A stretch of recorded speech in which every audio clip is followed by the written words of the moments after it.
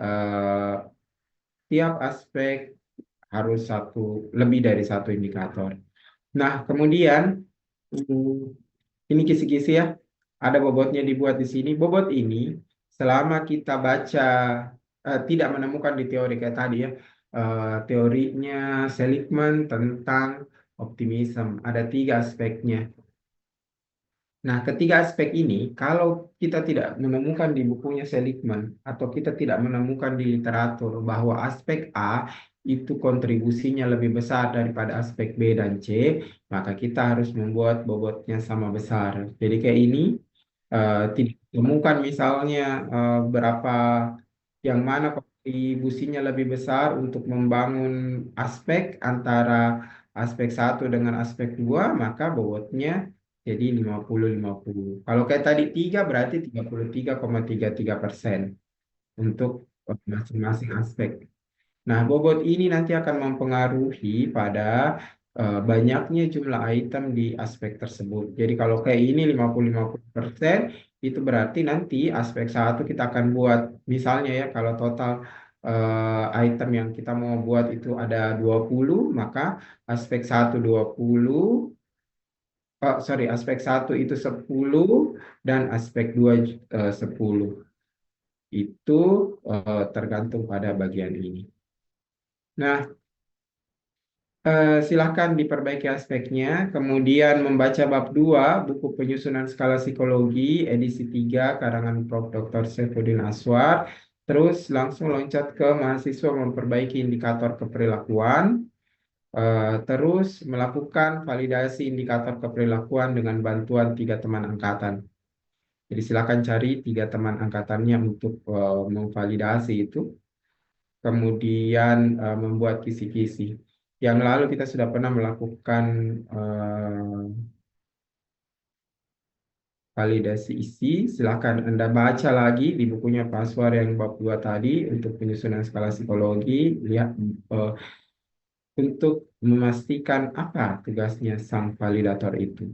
Nah, ketika kalian sudah baca, terus temanmu menyodorkan alat ukurnya, tentu kalian sudah tahu apa yang harus dilakukan di sana. Nah, kemudian formnya akan seperti ini.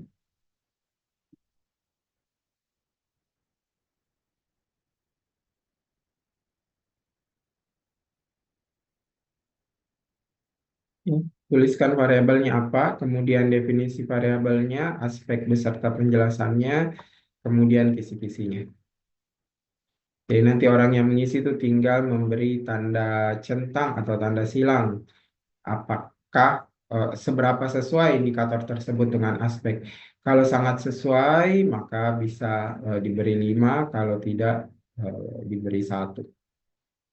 Begitu, saya kirimkan dulu formnya di kolom chat. Nah, itu kolom chat.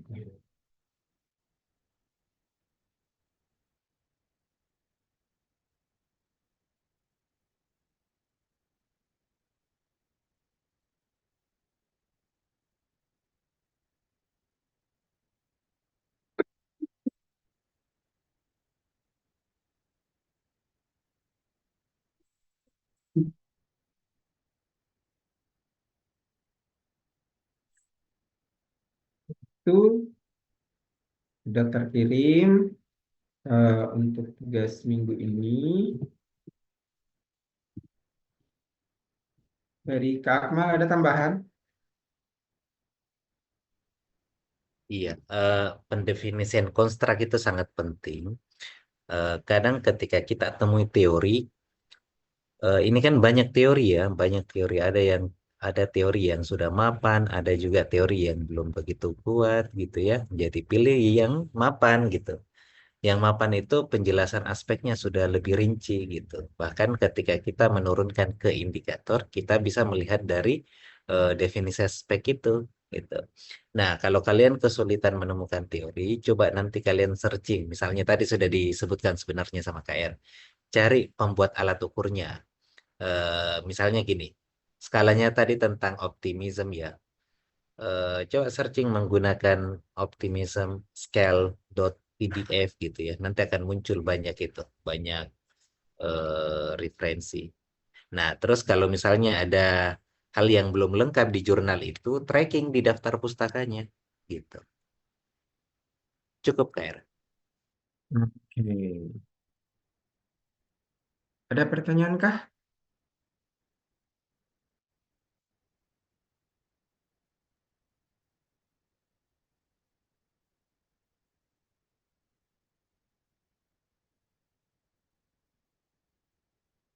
Nggak ada? Ini sih, Oh, Anissa, silakan Anissa, silakan. ya, makasih banyak Kak atas kesempatannya. Izin bertanya Kak, untuk pengisian form validasinya ini apakah boleh lewat soft file atau harus isi manual Kak? Tidak ada ke jam kuliahmu yang masuk kelas? Ada Kak. Oh iya, berarti bisa gitu. Bisa uji manual tuh. Karena ada seandainya semua kuliahmu online, ya apa boleh buat. Tapi ini kan enggak, Ji. Iya baik Kak. Sebaiknya lakukan dengan tatap muka.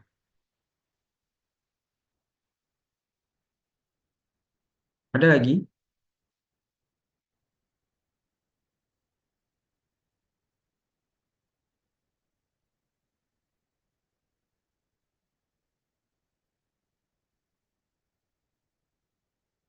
Andi Saputra.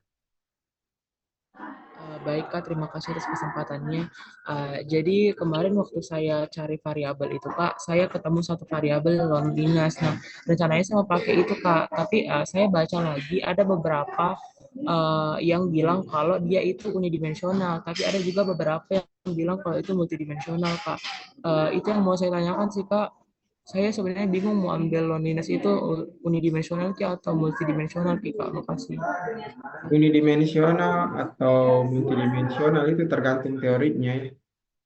Jadi kalau ada kesepian terus ada yang menggunakannya sebagai multidimensional, ada yang menggunakannya sebagai unidimensional, ambillah yang unidimensional. Jangan ambil yang multidimensional gitu. Dilihat Baik, baca terima aja kasih teorinya Kak. itu nanti dia ketemu uni atau multi. Ada lagi? Salah satu cirinya itu unidimensionality, dia punya skor total gitu. Jadi seluruh aspeknya langsung bisa ditotalkan. Kalau kita lihat ki konstruknya, hanya ada satu min, hanya ada satu standar deviasi. Nah, itu kalau Anda mencari lewat itu tadi ya, skala. Jadi, eh, Anda googling, cari loneliness scale, terus Anda buka, lihat jurnalnya, bagaimana mereka mengadaptasi atau menyusun alat ukur loneliness. Anda lihat minnya, dia munculkan satu atau dia munculkan per aspek. Standar deviasinya bagaimana? Kalau dia munculkan satu, itu berarti kemungkinan unidimensional. Ahmad Firdaus. Baik Kak, terima kasih banyak Kak. Saya ingin bertanya Kak, kalau di bobot itu tadi Kak, itu kita langsung bagi saja kalau semisal aspeknya ada dua, kita langsung bagi 100 bagi dua atau ada ketentuan tersendirinya Kak? Itu tadi saya bilang ya, baca dulu baik-baik teorinya. Kalau tidak ada, jadi dia bilang kontribusinya variabel yang satu lebih besar dibanding variabel lainnya, maka langsung bobot bagi dua.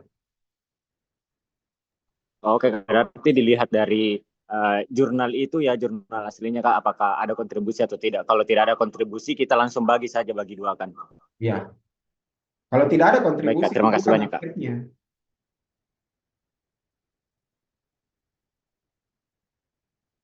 Tidak ada ji gunanya. Ada lagi?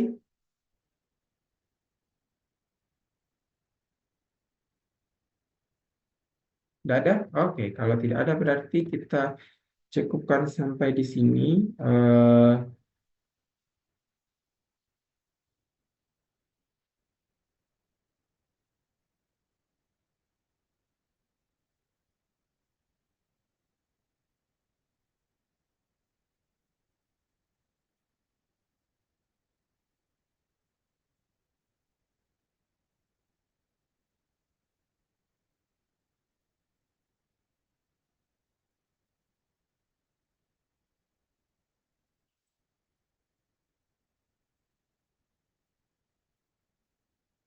Oke, sampai jumpa. Assalamualaikum warahmatullahi wabarakatuh. Waalaikumsalam. Waalaikumsalam warahmatullahi